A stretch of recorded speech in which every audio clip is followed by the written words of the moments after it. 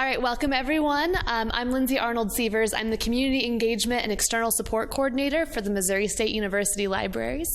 And today we have Brenda Bradshaw here. She is the publisher with Goldminds Publishing.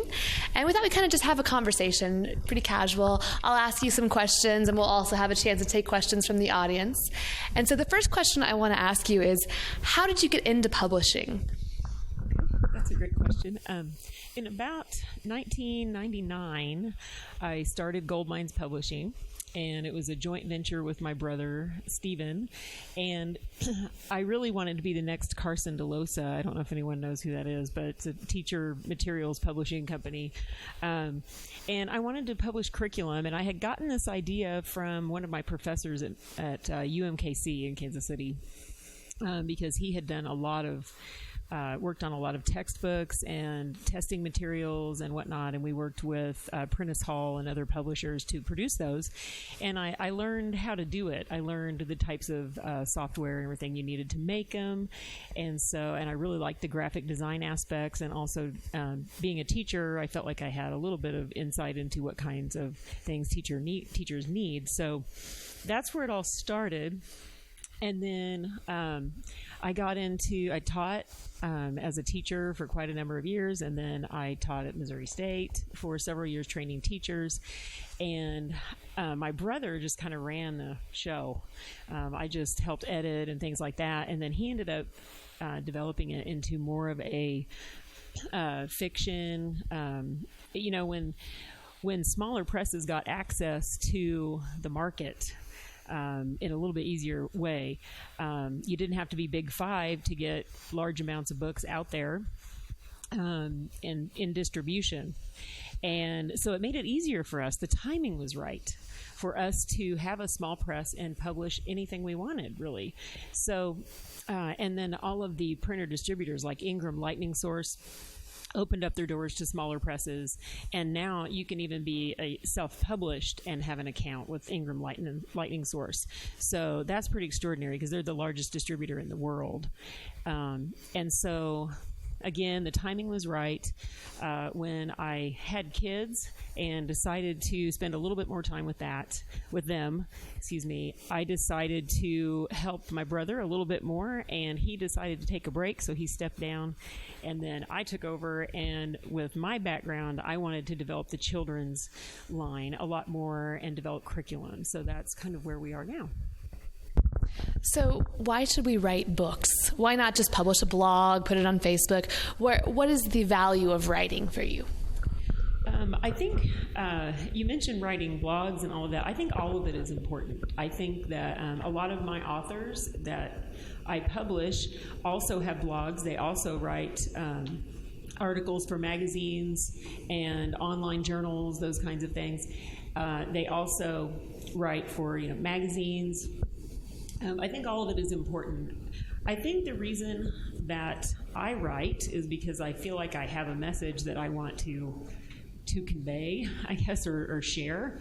There are quotes that say, I write because these ideas in my head have to get out somehow, and I think writing at all levels is very important for a lot of people. Books, I think, are, I'm not sure all of us feel this way, but I have always had a passion for books. I love print books, and I like ebooks. I like all of them. I have a Kindle, and I have a whole library on there, and I have print books all over. And I think that Carl Sagan probably said it best. He said, there's something about a book that it crosses generations, that when you write something down and you get it published and you put it in the library, it's there forever, hopefully. And it speaks to generations beyond. And then so we can learn from people hundreds and thousands of years ago because they wrote something down. And that's just magical. It's very unique to humans, honestly.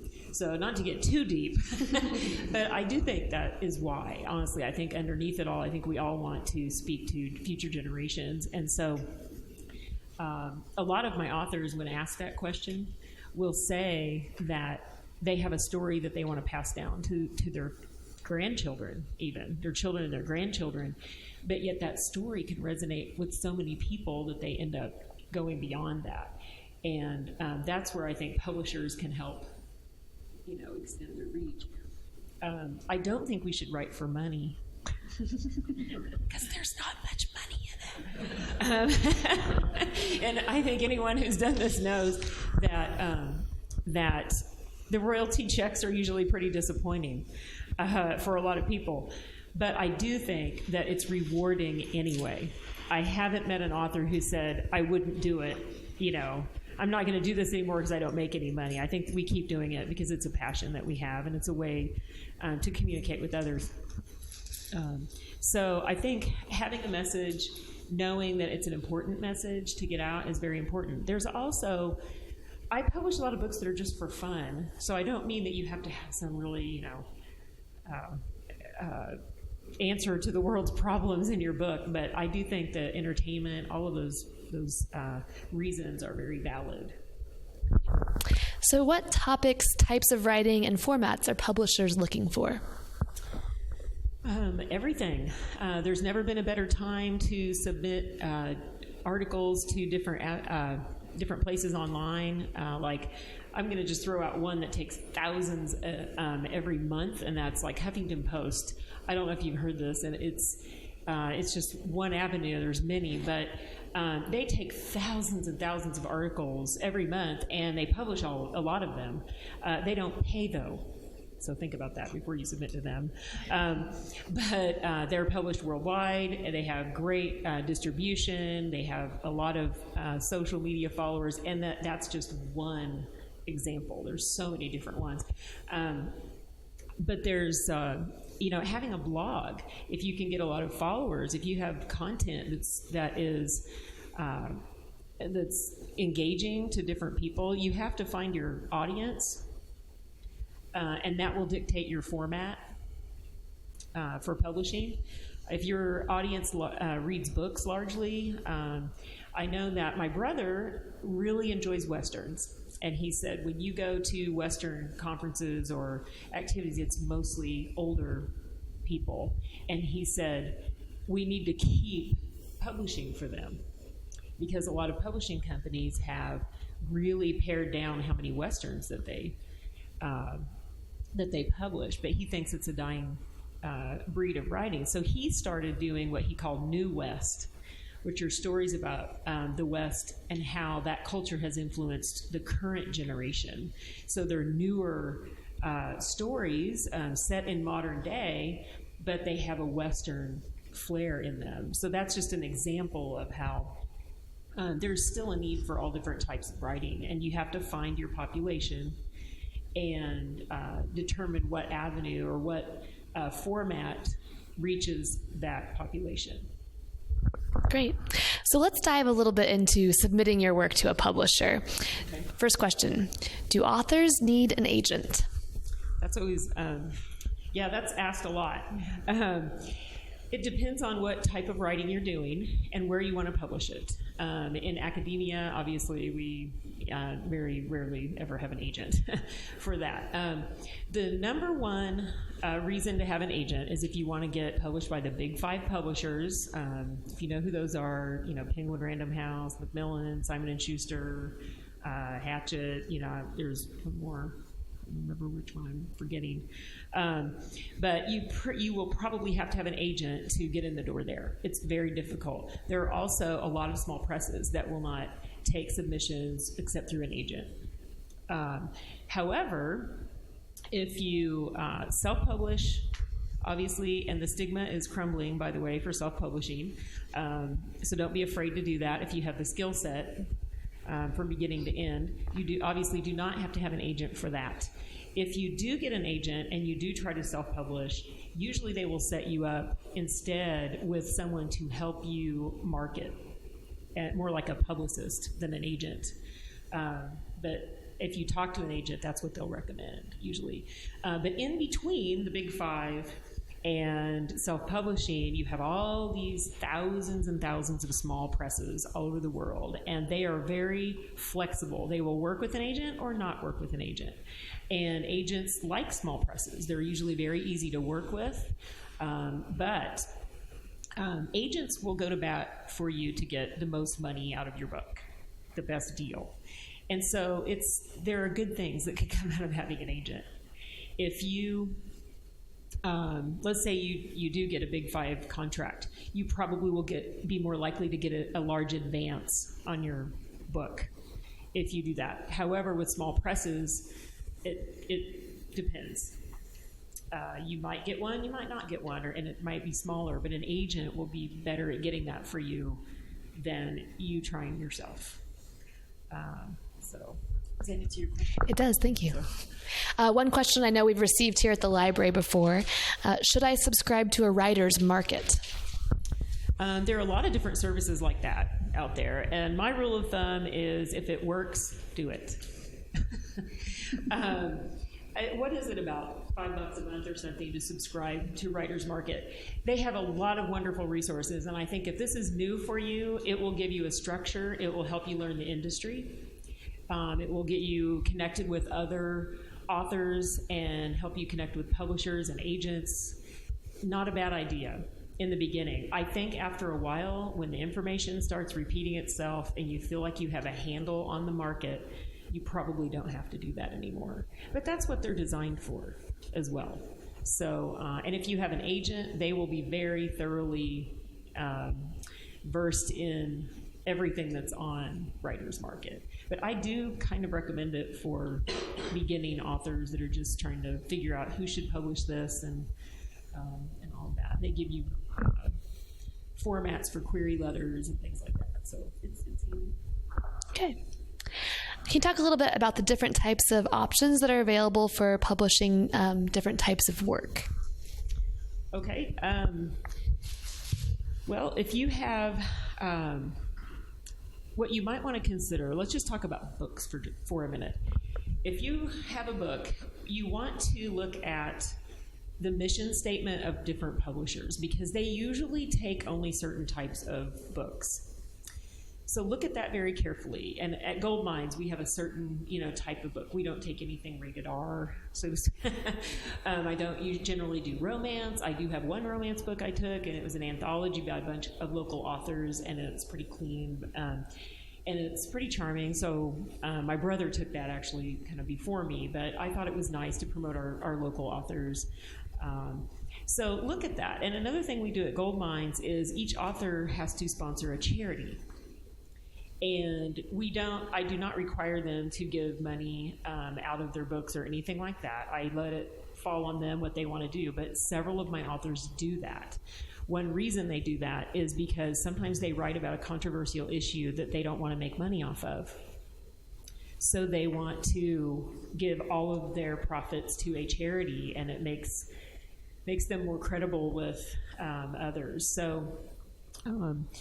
But that gives you a little bit of an idea about how each publisher kind of has their own sort of flair, their own mission. So you want to pay careful attention to that because it will matter as to whether they will take your submission or not. And it will save you a lot of time and disappointment if you look into that first. So think about who your audience is, what message you have, and try to find a publisher for that message. So another thing that I looked into when I was doing academic publishing, just journal articles and that kind of thing, it's the same way. You have to find a journal that you think is likely that their readers are going to be interested in what you have to say. So it's pretty logical, but there are a lot of publishers out there. So it's a lot to look to try to dive into. So the good news today is that Google will help you. You really can find a lot of publishers, and there are different databases. The American Library Association, I'm trying to think, Poets and Writers has a really nice database of different places to publish different types of work. That's Poets and Writers. Their website is fantastic. I also look for reviewers on that site. Because, let's say you have a book of poetry, you can look in there to list lots of publishers, people who review poetry, and things like that. So there are different resources out there for finding publishers for different types of writing. You did mention that the stigma around self-publishing is crumbling. So can you talk a little bit about what we would need to know if we wanted to go that route? Sure.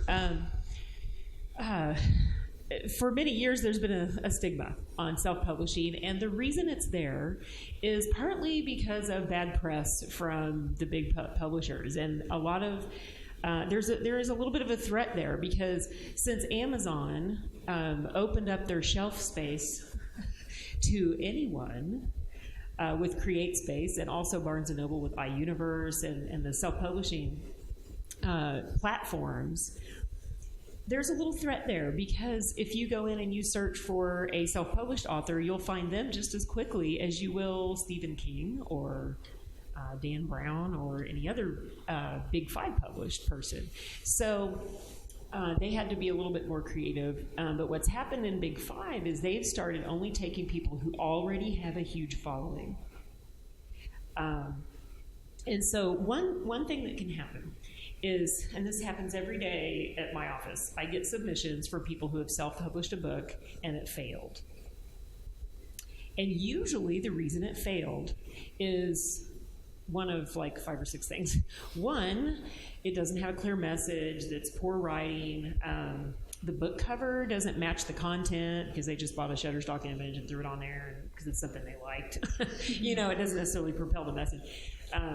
Also, they didn't have it edited, so it has a lot of mistakes in it, and it's the kiss of death to have that, to have readers get in and you put it on Amazon and you get all these terrible reviews and it dies, so nobody's going to buy it. So we start over. If I think that it's a great idea, I will help them start over. And there are a lot of good ideas out there. But there are a lot of, if you go to an indie publishing convention, like AWP is a really good one to go to. They have a lot of academic publishing places there, a lot of university presses at AWP. I just went to the IBPA conference, which is Independent Book Publishers Association.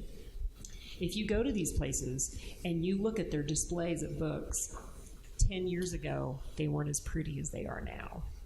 They are gorgeous now. They have the matte covers. They have all kinds of paper choices. They have, one of them that won a gold award last weekend had, it was a $50 book. Okay, this is a book that would cost $50 retail. But it looked like, it was based on a movie that's coming out that I'm not familiar with, but it's big with the kids. But it had this beautiful embossed cover. You open it up and it has little envelopes throughout where you can put it's beautiful, okay? And that was an individual who just found a printer that could do that. And they had their books printed. And now there are printer distributors who are indie companies who specialize in helping individual authors get these things done. So I met one that's from Minnesota. And I looked at their display that they had on all the things they could do with books. And the minimum purchase is going down all the time. There is print on demand, clearly, through Ingram, through CreateSpace, all those. You can just print one book if you want. Some of these, they've come down from like 500 minimum to like 100 now. And if you do just like a 5 1/4 by 8, I'm getting technical here, but just a regular paperback that's in a pretty standard size, you can just order one from these places if you want. And they're wonderful to work with. You get these beautiful digital proofs, and you can have a book out in a week after you submit it to them. So, and they help you put it on all the platforms out there and everything. That's not that expensive. So, I use Ingram. I do all POD. I do order some, but I'm telling you, you can self-publish and do really well. The problem is with self-publishing, here's my caveat. You have to have access to your audience. And that's another reason that self-pubs fail, is they can't quite figure out how to reach their audience. Where a lot of experienced small presses and large presses know exactly how to do that, and they have avenues for doing that. So you have to know where to advertise. You have to know social media is imperative, and even if you're a Big Five published author, you have to use social media. They aren't going to pay for you to have a publicist until you sell millions of copies. So until you're Dan Green, you aren't going to get travel expenses paid to go meet your audiences, of thousands of people. It's just not going to happen. So you still have to be really good at that, regardless of where you publish. I hope that answers your question. Oh, that's really helpful. Thank you. So let's say we're fortunate enough that we found multiple publishers where we have a possibility of getting published. What sort of criteria should I use to decide on which publisher to go with? That's a good place to be. Yeah, I would definitely ask a lot of questions. You want someone who's very collaborative, who gives you some ownership in your book. That's a downside to, and I'm going to say that they're going to hate me, big five publishers, is once you hand over your creative project to them, you don't have any control anymore at all. And on the sliding scale, self-publishing, obviously you have 100% control over everything that happens to your book. But with small presses, which is my preference, obviously, that's what I am, but that's where I am, I'm there for that reason, is that we collaborate with the author. We say, what's your vision for the cover of your book? What have you been imagining? What do you think your readers want? And I get some ideas from them, and then we play with it. And often I will come up with a concept, maybe 4 or 5 concepts, and kind of throw it at them and say, which one do you like the best and why? And I give them some input into their books. When I have an illustrator do a children's book, I sometimes will show them websites of several illustrators and say, these probably match your message really well. Which one do you like the most? And I give them some input, and they appreciate it. It's their creative project, and I feel like you can't 100% take that out of their hands. And there's nothing worse than having what happened to my brother. He wrote a book. He got a contract with Penguin, and he got one in the mail. I mean, that's the last they heard. He did some editing. They sent him a few things to edit, and then he fixed it, and then several months later, he gets a copy in the mail. And the book cover is atrocious. And he was embarrassed. He didn't even want to sell it. Yeah. And the covers that he had done, and he said, how is this more prestigious? How is this more prestigious than what we do at Goldminds? With our books that are beautiful, and we put a lot of thought into all of that. So, it can be frustrating. So I would ask lots of questions and say, how much are you going to let me have some say in how my book comes out? I would also look for, marketing. Look at, ask for some data on their sales, because you want to make sure they're getting the books out there. You can do that research yourself for the most part. I mean, they won't tell you sales, but they will tell you, you can look and find their books on Amazon. You can find them on Barnes & Noble. You can look at where their distribution is. Ask them those questions, and you're going to feel more confident, and you can look up their authors on their website and send them an email. Say, what's it like working with these people? Get references. That's great. Yeah. Okay, so from a publisher point of view, what is it that makes you take a look at a manuscript or a submission and go, oh, yes? What are the things that you look for that really get you, excited to publish it? Yeah, I love it when that happens too. When I'll give you an example. How's that? I got a manuscript from a woman from Nashville, Tennessee. Which incidentally is where my company is based, because my cousin Ryan is also a partner, and he was there, and he's the business mind in the company, and he wanted to file it there, so we did. But anyway, a lot of Google searches for publishers in the Nashville area turns up us because it's their location. So anyway, so she sends me this manuscript, and I start reading, and the title was called Deaf in Music City. And that grabbed me right away. Deaf in Music City. Wow, the irony, right? And I knew she was talking about Nashville. And then I started reading. There were a lot of mistakes in her manuscript. I didn't care. I was gripped. This woman has such a raw voice. And then I read her little bio about herself. And she was a journalism major, which made me realize, okay, that's where that voice came from. She's done a lot of writing. But her story was incredible. She was not deaf. She didn't have any deaf family members. But she grew up in a deaf community. In her church outside of Nashville, 70% of the attendees were deaf, so they had an interpreter at the church. So she picked it up. She started picking up on it as a young person. Don't you say deaf? No, deaf. I'm so sorry, deaf, not deaf. Deaf in Music City. So, but she started, in order to communicate with people better there, she, started taking classes and learned, and then over the years, she was asked to interpret for different organizations and events around her community. She ended up going to police stations and interpreting for people who'd been brought in that were deaf. She ended up going to court proceedings and helping interpret for witnesses and different people who were involved in court cases. She went to the schools, she helped there, she tutored, she had just this long history of working with the deaf community. And it's devastating how little representation they have. And over the years, there's just become a greater and greater divide between the deaf community and the hearing community. And she started a club in Tennessee called Sign Club Company.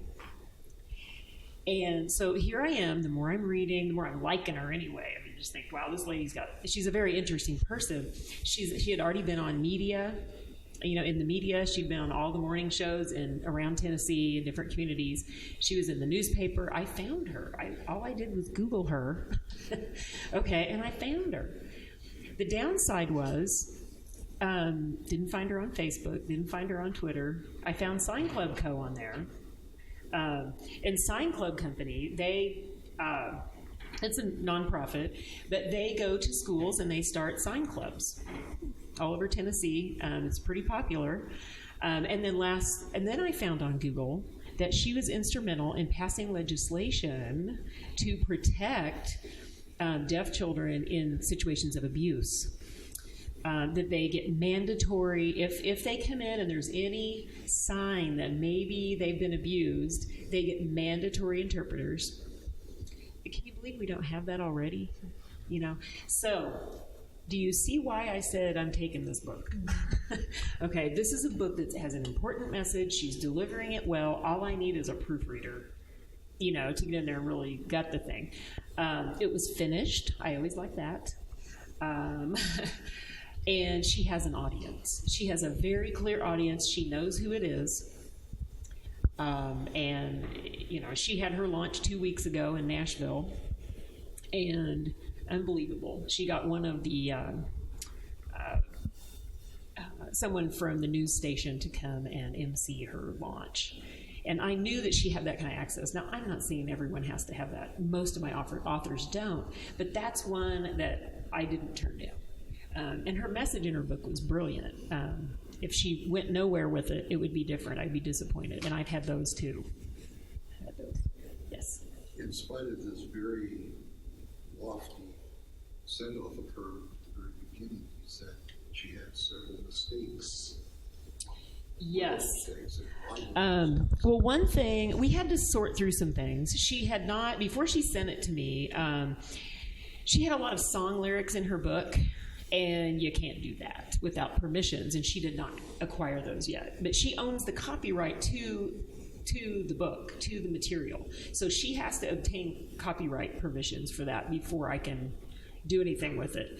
And so I had to ask her. I did follow-up questions about that and said, do you have rights to these? And she said, no. And so I said, well, do you need help with that? And she said, yeah. So I had Ryan, my business manager. He knows a lot about doing that. He was an agent in Nashville for years for musicians and all that. So he does know about music rights and all that. So he helped her with that. That was a glitch that we had to get past, though, because she had a lot of song lyrics in there. And I wasn't comfortable publishing it until she got that, so we had to wait a while. But the other mistakes, she didn't have a lot of structure to the book. She just kind of ranted for 250 pages. But I knew that if I helped her with a structure, that she would run with it. I was confident that she would do that. So she had a major rewrite. Yes, major rewrite. Thank you. That's exactly what it was. And she did that. It took her months of having to really focus, but she did it, and she really pulled it off. It's a really beautiful book. I was proud of our designers, too, for how they designed the book and put it together to have a little bit of a... it's an intense book. It's an intense read, and even the cover looks intense. It has a lot of burnout, fonts and things like that. So I'm looking forward to where that book will go. I really have a lot of confidence in it. And I've had a lot. I'll give you an anti-example, and I won't tell you who this one is. It would be too much. Big name. Okay, big name, and I'm going, huh? I actually at first didn't know who it was, but when I mentioned it to my editorial assistant, she's like, "What? You got something from who?" So she knew. But when I read the book, it's a children's book. This person had already paid to have the illustrations done, and they were atrocious. They were horrible. And then when I read the story, I was like, how did this person even illustrate it? Because the story goes nowhere. So what a disappointment in a way to have someone who has an international following that wrote a really terrible story with really terrible illustrations they'd already paid for, and they were never going to let me re-illustrate it. So what I proposed was, can I do another book with you? Can we write a memoir? Can we do something else? Because I think you have a great audience to talk to, and I think your experiences are worth telling about. But I think this book doesn't really do you a lot of justice. So it doesn't speak to the audience. So that was difficult. And I never heard back. So, but I've had really great ones that I was really glad that were happy to work with me. And I'm telling you, I've had a lot of Big Five people who left because they were disappointed in their books. And one of them just got a movie option, so I'm happy. Mm-hmm. David Wilkinson, his book Where the Mountains Are Thieves, he just got a movie option. So, it's a long ways from it actually being a movie, but that's pretty exciting. And Unbroke Horses may be a Netflix series. So, it can happen. Yeah. So it's exciting. Great. Generally speaking, how long does it take to hear back once you've put your submission in? That really depends on the publisher, honestly. I send an email within 24 hours acknowledging that I got it, and I'm really pleased that they thought of us. I think that's very important. So I check my email daily and make sure that happens. But then it usually takes me several weeks to get a chance to read it. Now, obviously, a children's book takes 5 minutes to read, so I usually can have an idea and I can get back with them a lot sooner. But, if it's a 200 or 300 page book or more, I've had some that are more, it'll take me a little while. It might take me a few months to be able to sit down and really read through it and give it the time it deserves. I also have other people, I feel like I need to read everything that comes in, and that doesn't happen a lot, but I really do feel that way. I have editors who read for me. I have a manuscript that I sent to a friend. I said, "You're going to like this." And it's just the subject matter. Yeah. And so she said, "I'll get back with you in a couple weeks." And she got back with me in like 24 hours. She goes, "Oh, this was so good. You have to take this." So it can happen really quickly, especially if it's if it catches my attention right away, I'm going to be more motivated to read it right away. So. Okay, so let's say I've caught your attention with my submission. Okay. You've read through it. You've gotten back to me. What do I need to know about contracts before I sign? Aha, good question. You can search on Google. This is wonderful. Just look up typical book contracts and read articles about them. There are so many out there. I recommend that you show it to someone who understands contracts. That's where an agent can come in handy. But there are typical standard practices that you need to make sure that they're upholding. You need to get copies of your book, and the more they offer, the better, and negotiate that. Some of them will say the author gets 5 copies after it's done. Ask for more, because usually you can get it. I typically give 20 to first-time authors as a gift. And then other people, I give them 10. 10 is pretty standard, but I give 20 if you're a first-time author. And I also print 250 bookmarks and a foam board for them to put out for their first book ever. So look for deals, negotiate that. A typical royalty is 10% of net.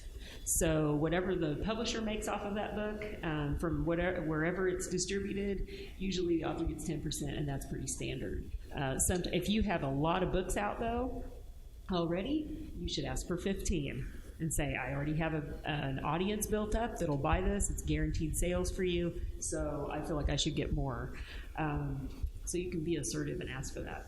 Digital rights, sometimes publishers don't do digital. Or sometimes that's all they do is ebooks. So make sure and ask what formats they're going to publish, and the more the better. So we do pretty much everything. We do audiobooks, we do everything. The minute it's on Amazon, I can get it on Audible. And they're professional readers. Stage actors and news people from all over the country do Audible books. So they audition. But I love listening to audiobook auditions. I have children's books, so you should hear the children that audition. It's just precious. So audiobooks, foreign rights. All of our contracts always have all of those rights in it, and we are okay if you have someone who has already said, hey, we're going to do it in Spanish. We're like, okay, we just cross out Spanish, and we'll do the others. So, and it depends on where we think the book will sell too. We have some that just hop the pond immediately. We have others that never do. So no matter how much we advertise and try to sell them overseas, it just doesn't happen.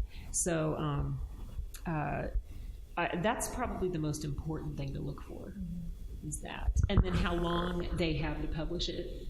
Don't let it go way out. That was my next question. How long should it take to publish my book once you sign the contract? Yeah. What I tell people when they have a book, a lot of them, of course, they want it yesterday. They're so excited. But I say, if I can't get to your manuscript in 3 to 6 months, I'm not going to ask you to sign yet. I might say, you know what, this is fantastic book. However, my book list is full for this year or something like that, but I would love to look at it next spring.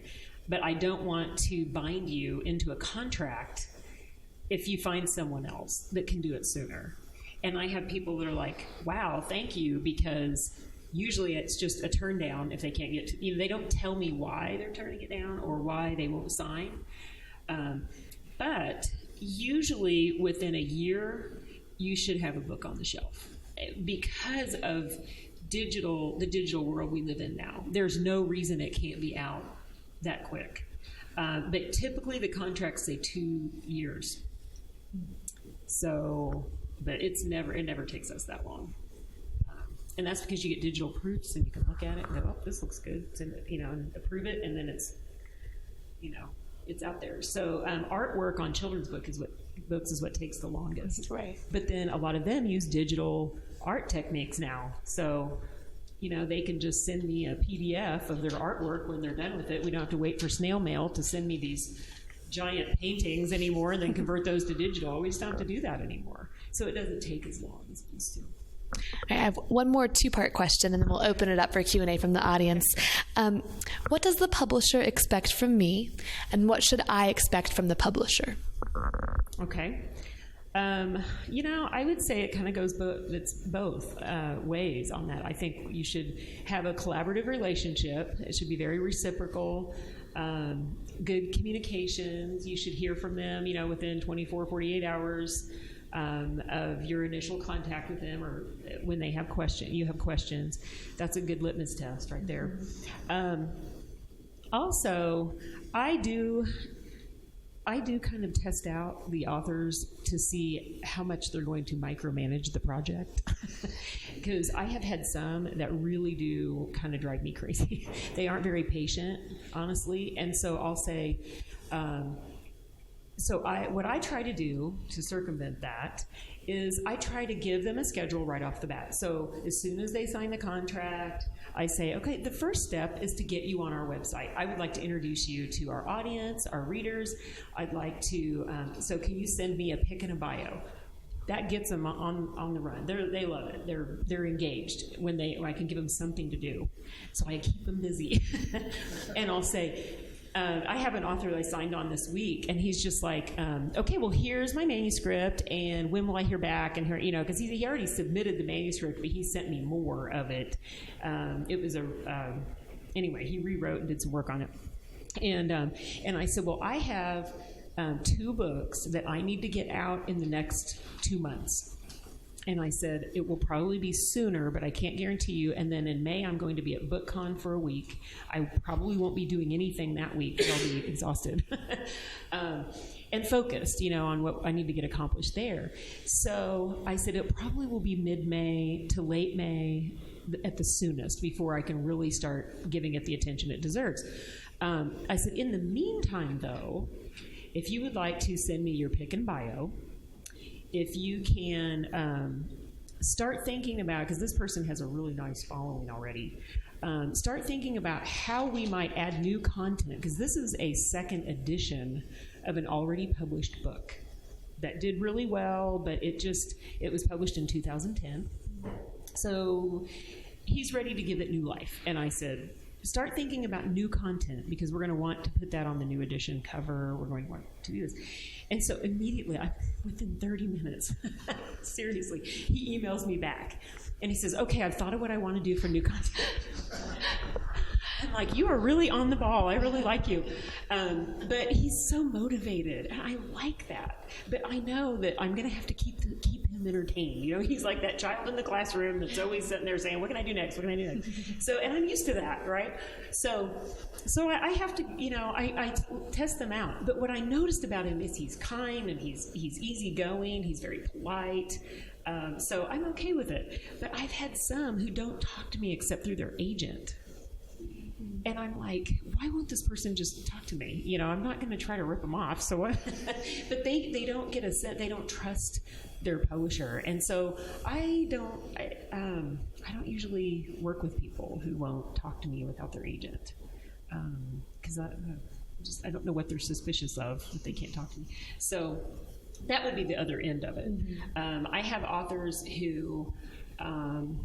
And like I said, it kind of goes both ways. Look for publishers who have, reasonable expectations of you. I have authors who do mission work, and they travel all over the world, and so I might not hear from them for a really long time. And they can't do book signings. Here in the States, they can't do that. But I admire their work, and I know what they're doing, and their books are just fantastic. And the books they write the stories while they're out doing their mission work, and they come up with these really fun little stories. Orange Down Under is one of those. They went to Australia for a while, and their books, it's 2 sisters. I'll just tell you, 2 sisters, they write stories about the places that they go on their mission work. And so the main character is Orange, which is a flying pig, and he's precious. He's very smart. He reminds me a little bit of the dog on Family Guy that's smarter than all the people, Okay, that's what Orange is like. But these are clean books for young children. They're chapter books. But you learn all about Australia when you read it, all the different special places, because he and his human friend Jess just fly everywhere. They go to Ayers Rock, and but there's always a mystery they have to solve, and it's hilarious. So, they can't go do signings a lot, they can't do all these things, but their books sell really well, and their stories are just precious. And I have that's a whole series that we're doing. And the next one is in Nicaragua, which is where one of the authors is right now, and it's just hilarious.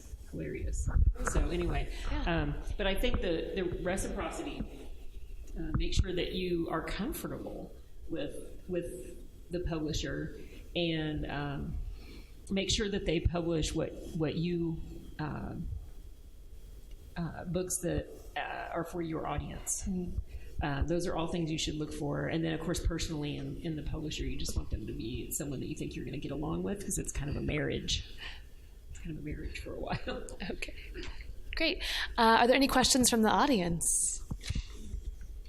I'm going to give you the microphone. No, I don't need mine. Well, can they Yeah, we're hear? picking it up for recording, so we'll just. Oh, okay. For that. It's a two-part question. Do you want a full manuscript sent to you, and would you rather have digital manuscript or hard copy? That's a really good question. I tend to only like digital, and I do like the full manuscript. If it isn't a full manuscript, I will say, can you submit it to me again when it's done?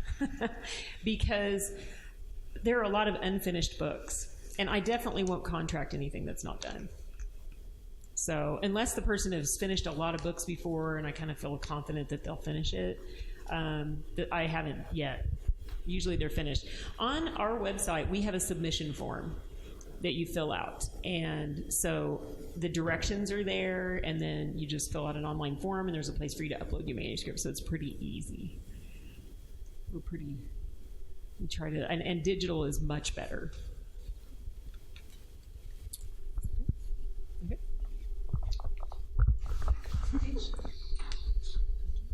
So you mentioned launch parties. What about, just kind of promoting the book? Do reviews still matter in getting the word out about a book? Absolutely. And send complimentary copies to a reviewer? Yeah, absolutely. Good point.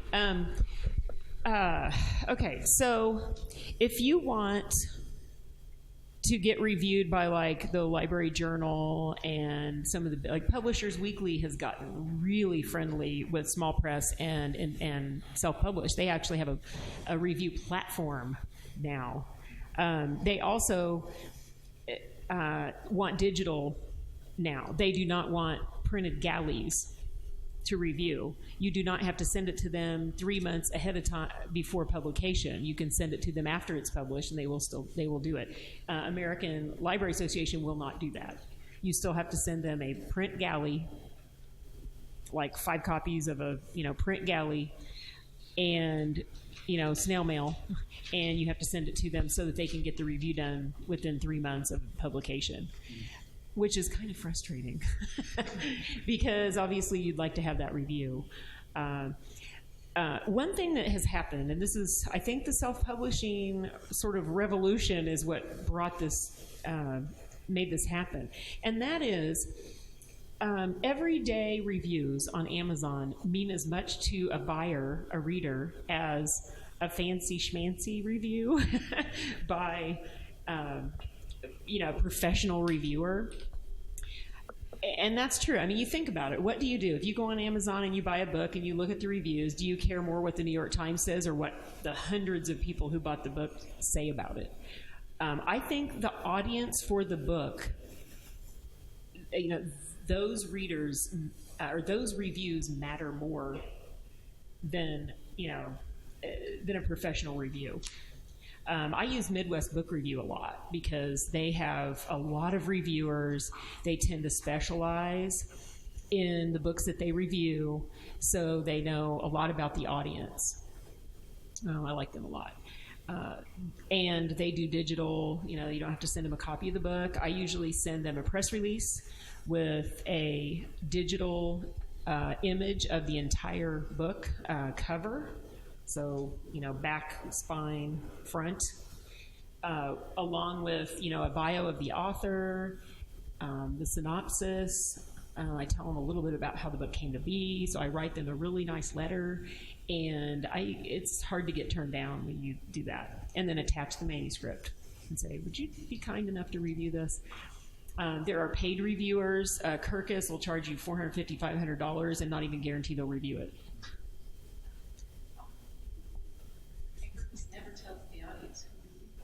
Nope. It's a blind review. So they're spotting. It could be a terrible review. And they don't ever tell you it's going to be reviewed. You have to keep scouring Kirkus to see if it ever comes up. They don't really tell you. And Publishers Weekly is like that too. But they have a platform. I love Publishers Weekly right now because you get on there and you submit the book. You fill out all this metadata. You submit it. You submit a cover image. And especially for children's, it's kind of neat. But then they send you updates and you can log in anytime and see where it is in the process. And they'll tell you if it was rejected, and that's fine too. I mean, it happens, but it's always good to try getting it from them, and it's free. It's free. You don't pay anything for publishing it, so why not try? It's a great review. But Indie, they have their whole Indie Pub platform now for Publishers Weekly. It's pretty great. Another thing, though, is I always have people, if I have especially a nonfiction book, like I'll say Deaf in Music City. That book, she knew who to get reviews from that would matter. And I kept asking her, I said, who can we get reviews from? Marley Matlin? And she said, actually, I do know a few people that are pretty popular in the deaf world that I can get it from. She said, you probably never heard, there's a comedian for the deaf that's really popular, and so she's working on him. There are some state representatives who helped her get that legislation passed that would matter to a lot of people in Tennessee. But she was very worried about the deaf community because she is not deaf. It's that whole gap between, she's very concerned about them. She's one of them that doesn't take any money for her book sales because she was very worried that they would say she was trying to profit off of their crisis, basically. But she got reviews from like Deaf Association, presidents and stuff like that, and that matters more to these people than Publishers Weekly or New York Times. So, and that's where the world is setting right now in publishing. You have to think about who cares about your book. I published a textbook recently for, it's called No Biggie, Autism in the Early Childhood Classroom. And they got reviews from teachers and from department heads of universities who train teachers in these things. They didn't care about anything. I mean, I said, you want me to send this to some other places? And they're like, no, this will sell it right here. I'm like, okay, we're good then. But it does still matter, to answer your question.